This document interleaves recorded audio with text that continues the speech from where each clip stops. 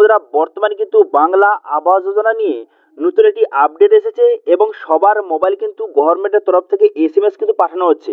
ঠিক আছে, যদি আপনি ঘর পাওয়ার জন্য এলিজিবল হয়ে থাকেন তো সেক্ষেত্রে আধার ভেরিফিকেশন করার জন্য গভর্নমেন্টের তরফ থেকে একটি এসএমএস পাঠানো হচ্ছে এবং সেই এসএমএস এর মাধ্যমে আপনাকে আধার ভেরিফিকেশন কমপ্লিট করতে হবে।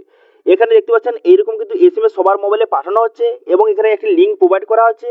এই লিঙ্কে ক্লিক করে আপনার আধার ভেরিফিকেশন কিন্তু অবশ্যই কমপ্লিট করতে হবে, তবেই কিন্তু আপনি বাংলা আবাস যোজনার যে টাকাটা সরাসরি আপনি ব্যাংকে কিন্তু পাবেন।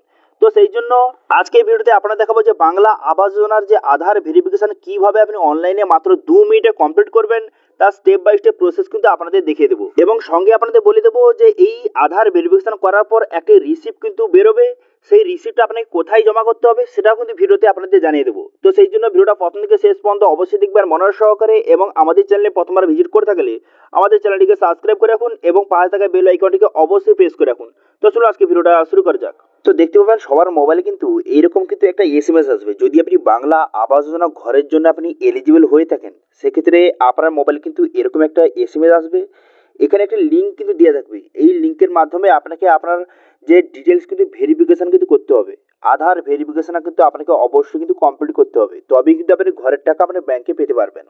তো সেই জন্য গভর্নমেন্টের তরফ থেকে দেখতে পাচ্ছেন এরকম কিন্তু একটা এসএমএস পাঠিয়ে দেওয়া হয়েছে এবং এখানে লিঙ্ক একটি প্রোভাইড করে দেওয়া হয়েছে এবং এখানে বলা হয়েছে please verify your claim of housing building grant in বলে একটা লিঙ্ক কিন্তু প্রোভাইড কিন্তু করে দেওয়া হয়েছে। ঠিক আছে, তো এই লিঙ্কে কিন্তু আপনি ক্লিক করবেন, এই লিঙ্কে ক্লিক করে আপনাকে আধার ভেরিফিকেশন করতে হবে।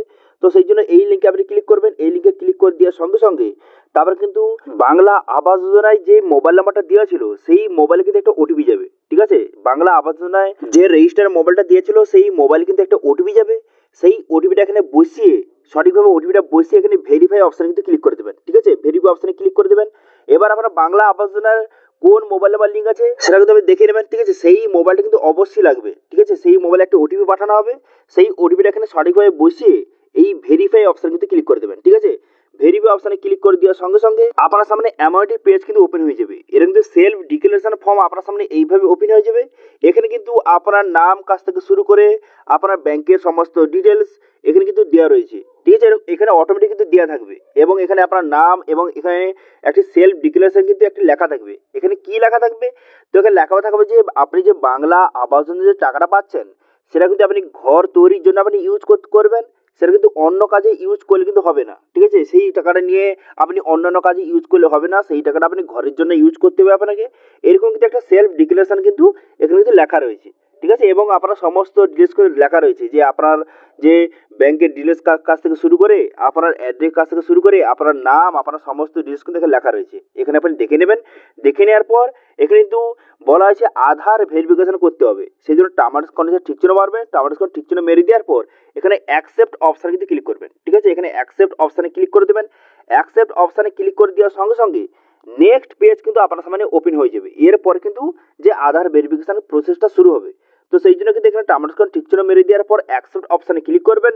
অ্যাকসেপ্ট অপশানে ক্লিক করে দেওয়ার সঙ্গে সঙ্গে নেক্সট পেজ আপনার সামনে ওপেন হয়ে গেল। এরপর কিন্তু এখানে আধার নাম্বারটা সঠিকভাবে বসিয়ে দেবেন। ঠিক আছে, আপনার আধার নাম্বারটা সঠিকভাবে বসিয়ে দেওয়ার পর গেট ওটিপি বাটনে ক্লিক করলে আধার কার্ড সঙ্গে যে মোবাইল নাম্বার লিঙ্ক রয়েছে সেই মোবাইলে একটা ওটিপি যাবে, সেই ওটিপিটা বসিয়ে আপনি সাবমিট করে দেবেন। সাবমিট করে দেওয়ার সঙ্গে সঙ্গে আধার ভেরিফিকেশন কিন্তু কমপ্লিট হয়ে যাবে এবং একটি রেফারেন্স নাম্বার একটা ইউনিক নম্বর কিন্তু আপনাকে প্রোভাইড করা হবে। এই আধার ভেরিফিকেশন করার পর একটি নাম্বার কিন্তু প্রোভাইড করা হবে, একটি রেফারেন্স নাম্বার কিন্তু প্রোভাইড করা হবে, সেটা কিন্তু আপনি অবশ্যই প্রিন্ট আউট কিন্তু করে নেবেন। ঠিক আছে, প্রিন্ট আউট করে আপনার কাছে রাখবেন। এরপরে বাংলা আবাস যোজনা যখন ক্যাম্প হবে, ক্যাম্প বসবে যখন, সেই ক্যাম্পে গিয়ে কিন্তু সেই যে নাম্বারটা দিয়ে আপনাকে আপনার ব্যাংক অ্যাকাউন্ট কিন্তু ভেরিফিকেশন কিন্তু অবশ্যই কমপ্লিট করতে হবে। সেখানে গিয়ে আপনার ব্যাংক অ্যাকাউন্ট ভেরিফিকেশন করলে তবেই কিন্তু বাংলা আবাস যোজনার টাকাটা আপনি সরাসরি আপনার ব্যাংকে কিন্তু পাবেন। এখন ভেরিফিকেশন প্রসেসটা কিন্তু একটু কঠিন হয়ে গেছে। এর কারণ হচ্ছে যে আগে কিন্তু বাড়ির টাকা একজনের নামে আসে কিন্তু অন্যজন সেটা নিয়ে নেয়, অন্য ব্যাংক অ্যাকাউন্ট সাবমিট করে, তো সেক্ষেত্রে অনেক সমস্যা হয়। সেই জন্য কিন্তু এখানে যার নামে বাড়ি এসেছে তার নামে ব্যাংক অ্যাকাউন্ট এবং তার নামে আধার কার্ডের নাম যেন সেম থাকে, তবেই কিন্তু সেই টাকাটা সরাসরি ব্যাংকে আপনি পাবেন। সেই জন্য কিন্তু এইসব ভেরিফিকেশন হচ্ছে। তো আশা করি বুঝতে পারছেন, এখানে কিন্তু আপনি ভেরিফিকেশন করার পর যে রেফারেন্স নাম্বারটা আপনাকে প্রোভাইড করবে সেটা আপনি প্রিন্ট আউট করে রাখবেন। তারপরে বাংলা আবাস যোজনা ক্যাম্প কিন্তু খুব শীঘ্রই শুরু হয়ে যাবে। সেই ক্যাম্পে গিয়ে সেই যে রেফারেন্স নাম্বারটা আপনাকে প্রোভাইড করবেন এবং সেই যে নাম্বারটা প্রোভাইড করার পর সেখানে ব্যাংক ভেরিফিকেশন হবে। ব্যাংক ভেরিফিকেশন হয়ে যাওয়ার পর তারপরে যে বাংলা আবাস যোজনার টাকাটা সরাসরি আপনারা ব্যাংকে কিন্তু পেয়ে যাবেন। এটা হচ্ছে ফুল প্রসেস। তো যাদের কিন্তু এসএমএস এসেছে অবশ্যই কিন্তু এইভাবে ভেরিফিকেশন করবেন, ঠিক আছে? যদি কোনো কারণে ভেরিফিকেশন করতে না পারেন তাহলে কিন্তু আপনার যে ক্যাম্প বসবে সেই ক্যাম্পে গিয়ে আপনি সেখানে অফিসারের মাধ্যমে অফিসারের দ্বারা আপনি ভেরিফিকেশন করতে পারেন, কোনো সমস্যা নেই। এবং যারা পারবেন তারা এইভাবে খুব সহজে বাড়িতে বসে ভেরিফিকেশন করে নেবেন, আধার ভেরিফিকেশন, ঠিক আছে? এবার কাদের কাছে মোবাইলে এসএমএস এসেছে, কাদের কাছে মোবাইলে এসএমএস আসেনি অবশ্যই কিন্তু কমেন্টে জানান।